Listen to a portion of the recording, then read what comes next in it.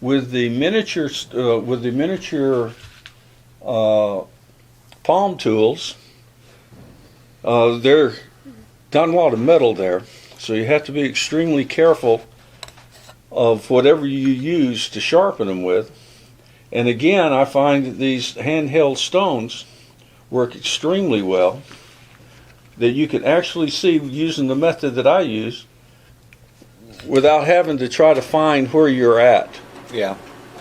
On a flat stone, I can hold this and find my edge much easier and use a rotating motion. I can take care of that edge real well. Now initially, you're going to find sometimes the stone will tilt in, sometimes out. It's a matter of dexterity, and if you give yourself an opportunity to learn, it takes just a matter of minutes, and you'll find you can get a relatively consistent edge using this method. And again, you can use the strop to clean it up. Yeah. And as well as taking the bevel off of the inside. Just as a hint, you can take the stone, I put it inside the piece of leather, and I'll bring that inside edge straight across it. That's clever, yeah. And that will take the wire edge off of the inside. Yeah. I noticed when you're working with these stones, you're applying very, very little pressure. And that's worked real well until I was introduced to what I'm going to call the Carver's Dream, which is a new stone from Trend that's 600 and 1,000 grit. It's about twice as thick as the handheld stones that I have been using. It's quite substantial and it fits very well in the hand. The 600 grit and the 1,000 grit seem to be the perfect size for carving tools. Some genius must have thought of coming up with those grit sizes. I'll tell you, they've spent a lot of market time. Yeah. One of the other, you just using this stone, when we have let's take a V-shaped tool.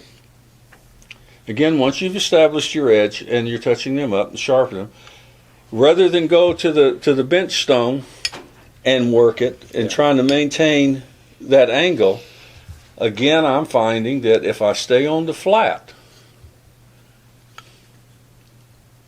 you can see when that flat comes right up there. You can actually feel it and just rotate the stone. Again, initially you're going to find that sometimes you'll tilt in and sometimes you'll tilt out. That's fine, that's fine. It's just a matter of giving yourself the opportunity to learn.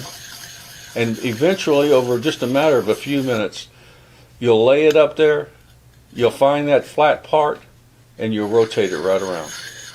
Not a problem, just stay right on it. Again, I'll take the leather strop, or the piece of leather, tune the edges, take the stone, lay it in the piece of leather, take out the wire edge, and you're off and running. Mm. And it's just a matter of seconds. You make it look so easy. With the, I guess it is with the right tools. You have to have no question about it. You have to have the right tools. With the flex cut tools, again we have a difficult tool to sharpen, which is the gouge. Again, it's a matter of coming up and finding the edge. There's not a flat to use, but you can come right on up and find that edge and just gently rotate as you're rolling it around, which is much easier than me trying to push it on a stone. Rotate it right around. Once I've reestablished a cutting edge, I drop it back off just to clean the back side of that micro bevel, if that's what you want to call it, off. Smooth it off just a little bit.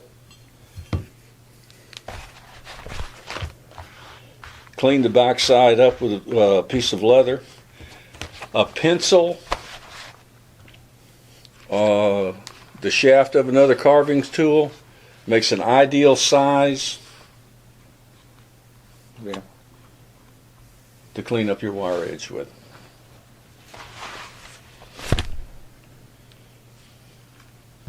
Yeah, it's nice.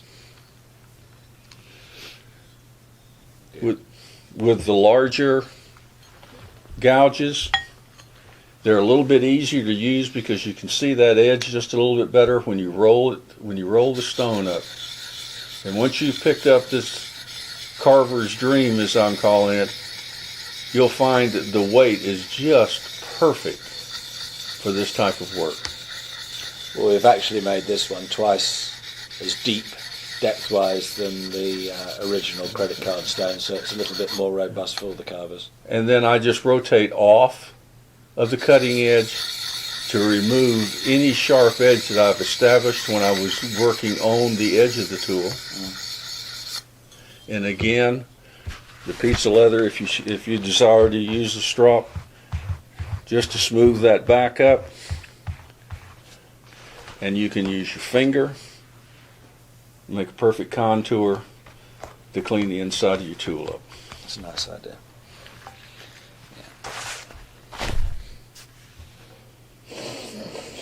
So the just for information purposes for you carvers out there, the 1000 grit stone is actually 15 micron in diamond, and just the top third is sticking up through the nickel. So your sharpening medium is actually about 5 micron.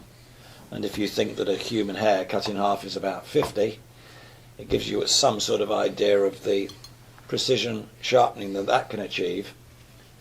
And I must stress, and I think you'll agree, using no pressure whatsoever, because it cuts that quick.